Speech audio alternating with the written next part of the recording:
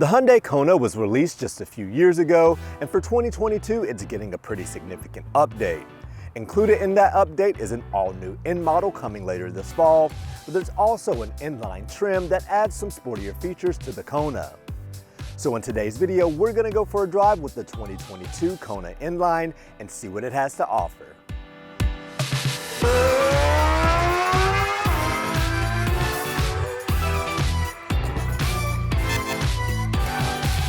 Before we begin, we'd like to give a huge shout out to Stivers Hyundai in Columbia, South Carolina for letting us spend some time with this 2022 Hyundai Kona.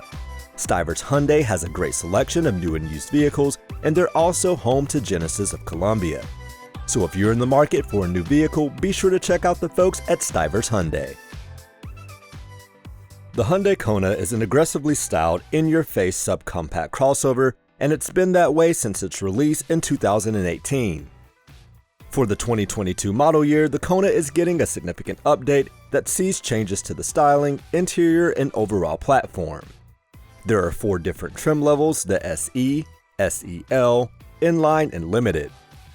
The lineup also includes the Kona Electric EV, and a high-performance N model will be added to the lineup later this year. The one we have here is a 2022 Hyundai Kona N Line. The updates start up front, where the Kona has a new grille and body lines for 2022. Because this is an N-Line model, it also receives a sportier front grille that includes a large opening with a unique mesh design up top and a honeycomb opening in the bottom portion of the bumper. The bumper receives an aggressive front lip with fin-like aerodynamic pieces at each corner. In front of the wheels are large functional air curtains for better aerodynamics. There is plenty of black cladding up front, including these 3 notches at the base of the hood.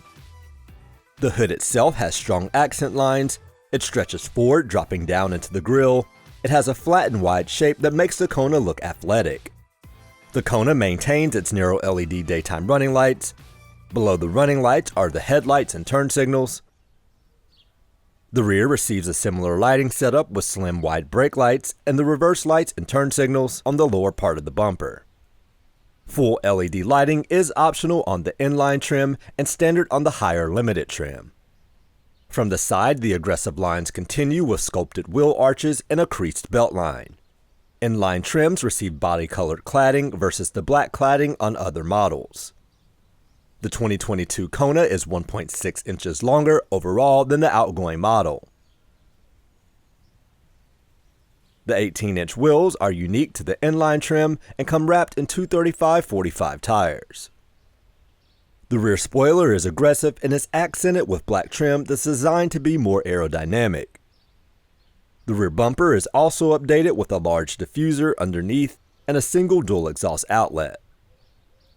The overall design of the 2022 Kona continues to be athletic and performance-focused. Hyundai says the new bumpers, cladding, and wheel arches are meant to make the Kona look as if it's wearing armor. The N-Line trim adds unique touches that set it apart from other trims in the Kona lineup. Seeing the Kona N-Line in person, it looks more like a slightly raised hatchback than it does a true crossover.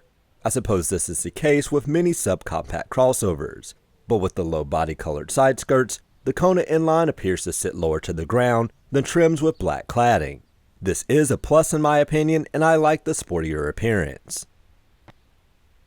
Getting into the Kona can be done using the key you see here. Remote start is standard on all but the lowest trims, and can be activated using the button on the key.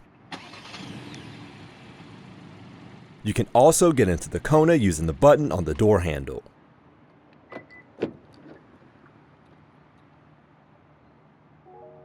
Alright, hopping into the 2022 Hyundai Kona N Line, and keeping in mind that this is a very small compact SUV, you shouldn't expect too many luxury features as well as not a lot of room, but for a compact, small, very small crossover SUV, it's still really nice. The ergonomics are spot on, everything is where you would expect it to be. I really love this digital display. I think Hyundai's digital display is quickly becoming one of my favorite digital displays in the industry. I love the additional features such as wireless Apple CarPlay and Android Auto. There's tons of connectivity with USB ports. And while there are a lot of hard plastics throughout, Hyundai does add a little bit of texture to some of the hard plastics to kind of break up the monotony of a lot of the black hard plastics that are throughout. With this being the N Line, there are some nice red touches on the gear knob as well as on the vents.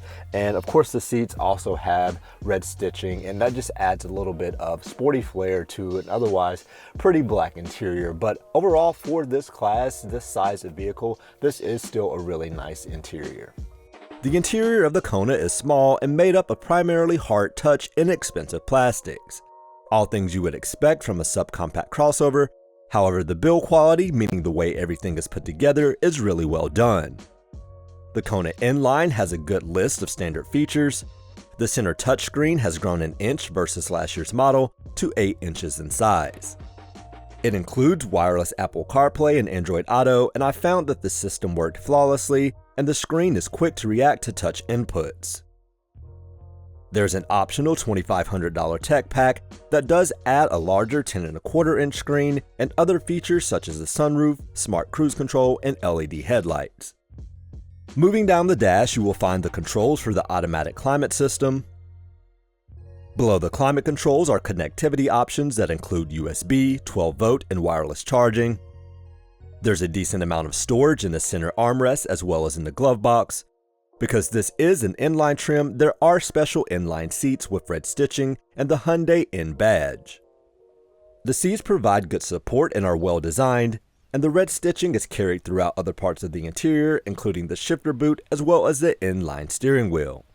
The driver's seat has 8-way power adjustments, and both the front seats are heated, all standard features on the N-Line trim. But the real standout feature of the Kona is the 10.25 inch digital display. It has dynamic graphics and is one of the best looking digital displays on the market, never mind at this price point. There's not much configurability, but the standard layout offers everything you would need.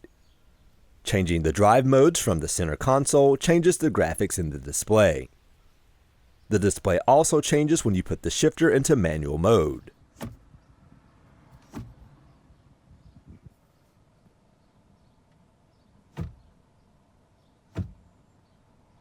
The rear has more red stitching and cup holders in the center armrest. There are no USB ports unless you upgrade to the limited trim. Headroom up front is 39.6 inches and legroom is 41.5 inches. The rear gets 37.8 inches of headroom and 35.2 inches of legroom. These numbers place the Kona in the middle of the pack for its competitors. But keeping in mind this is a subcompact crossover, so seating in the rear is a bit tight. The Kona has a manual lift tailgate that gives you access to 19.2 cubic feet of cargo space, which is on the smaller side. However, when you lower the rear seats, that space grows to 45.8 cubic feet, which moves the Kona within the ranges of most of its competitors. Underneath the floorboard, you will find additional room for storage as well as a spare tire. The Kona N Line has a push-button start, so let's press the button and start it up.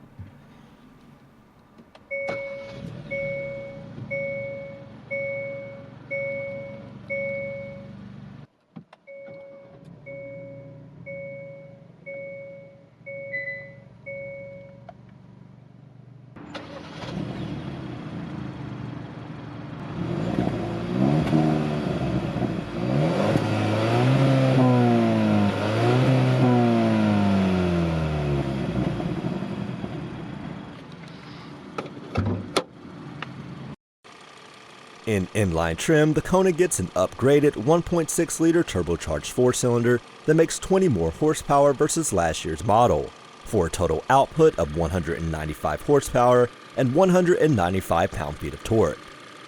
That's enough power to move the small SUV with decent urgency. The 7-speed dual-clutch transmission has precise and quick shifts, and the Kona's chassis is one of the best in this segment.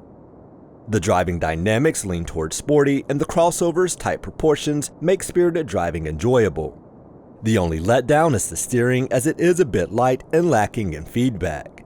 However, it's still one of the best driving experiences in this class, with only the Mazda CX-30 providing even more driving pleasure. But it's very close, and the Kona's turbocharged engine provides more thrust than the standard 2.5-liter 4 found in the CX-30. The turbo engine comes standard with both the N-Line and Limited trims, and the two lower trims get a naturally aspirated engine with the CVT gearbox. All-wheel drive is available throughout the entire Kona lineup.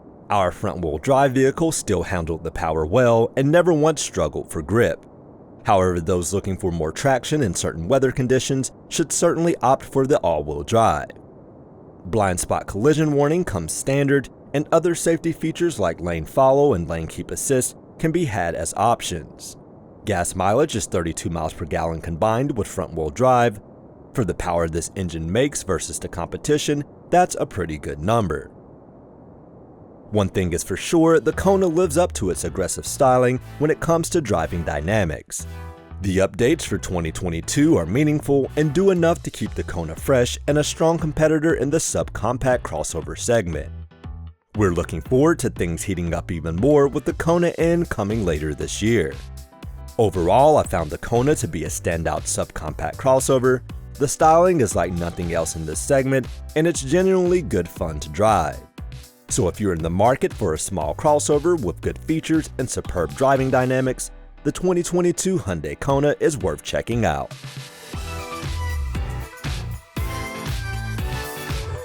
Thanks again to Stivers Hyundai, and thank you for watching.